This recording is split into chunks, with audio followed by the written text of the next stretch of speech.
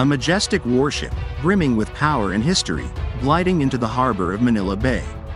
Its gray hull and iconic silhouette radiate a sense of pride and reassurance.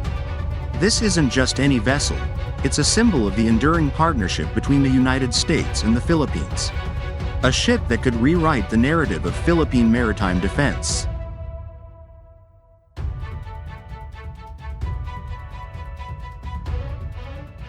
Today, we dive into the story of the USS Philippine Sea, CG-58, a Ticonderoga-class guided missile cruiser that may soon find a new home in Philippine waters. But first, let's set the stage.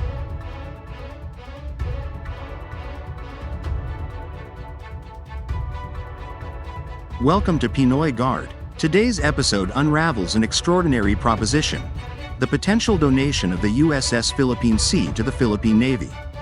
We'll explore its capabilities, compare it to the Del Pilar class, and analyze the potential impact on our maritime security.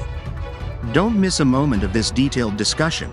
Be sure to like, subscribe, and hit the notification bell to stay updated.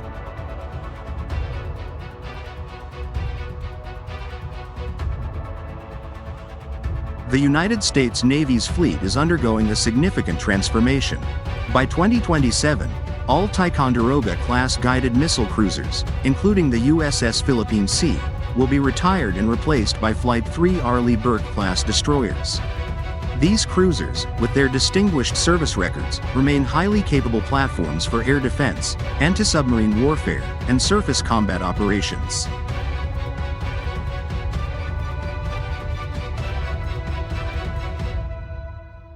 Recently, Congressman Rufus Rodriguez, representing the 2nd District of Cagayan de Oro, took a bold step by formally requesting the United States to donate the USS Philippine Sea to the Philippines. In letters addressed to U.S. Secretary of State Antony Blinken, Defense Secretary Lloyd Austin III, and Ambassador Mary Kay Carlson, Congressman Rodriguez emphasized how this gesture could elevate Philippine maritime defense.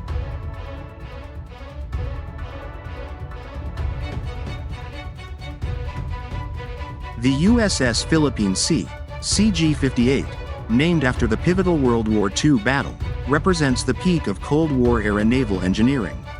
Armed with the Aegis combat system, vertical launch systems for missiles, and advanced radar capabilities, this vessel is more than just a warship, it's a floating fortress.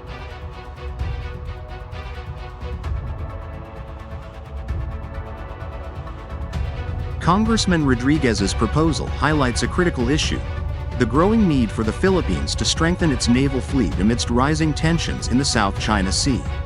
Acquiring a vessel like the USS Philippine Sea could be a game-changer.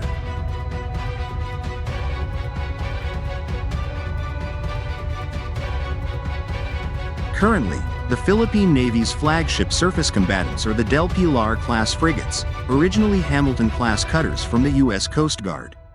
While these ships have proven valuable for patrol and interdiction missions, they are limited in terms of firepower, speed, and advanced systems.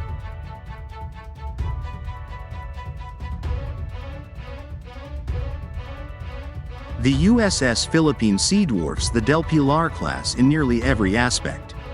With a displacement of over 9,000 tons compared to the Del Pilar's 3,250 tons, the cruiser's sheer size allows it to carry more advanced weaponry, including SM-2 and Tomahawk missiles.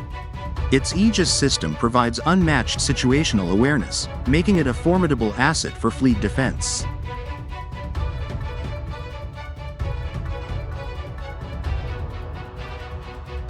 If the USS Philippine Sea were to join the Philippine Navy, it could drastically enhance the country's maritime defense posture. With its advanced systems, the ship could serve as a command and control platform during joint exercises or actual conflict scenarios. Its missile capabilities would introduce a new level of deterrence, especially in contested areas like the West Philippine Sea.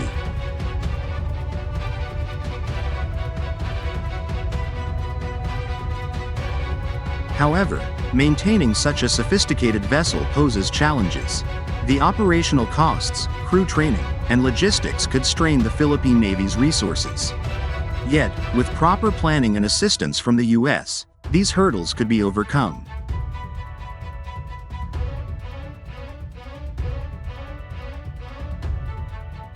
While primarily a warship, the USS Philippine Sea could also support peacetime missions. Its radar systems and communication capabilities make it ideal for monitoring large swaths of ocean, enhancing maritime domain awareness.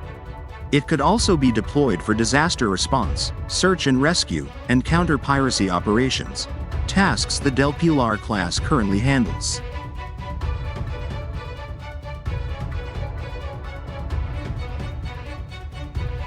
The USS Philippine Sea's history is rich with operational achievements. It played key roles in the Gulf War, enforcing no-fly zones and counter-piracy operations off the Somali coast. However, its service hasn't been without controversy.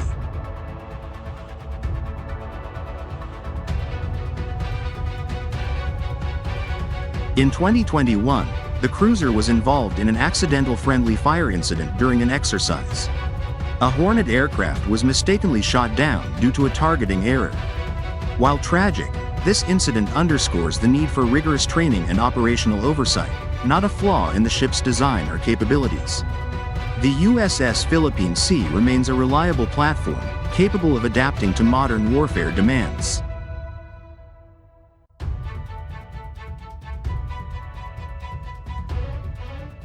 The potential donation of the USS Philippine Sea to the Philippines is both an opportunity and a challenge. It's a chance to elevate the country's maritime defense capabilities and assert sovereignty in disputed waters. However, this will require a strategic approach, careful resource allocation, and continued collaboration with the United States.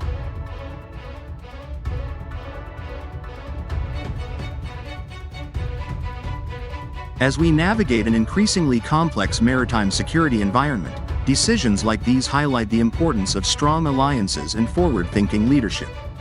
The USS Philippine Sea could be more than just a ship.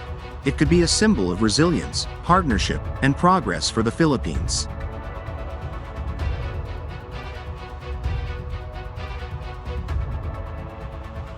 Thank you for watching this episode of Pinoy Guard.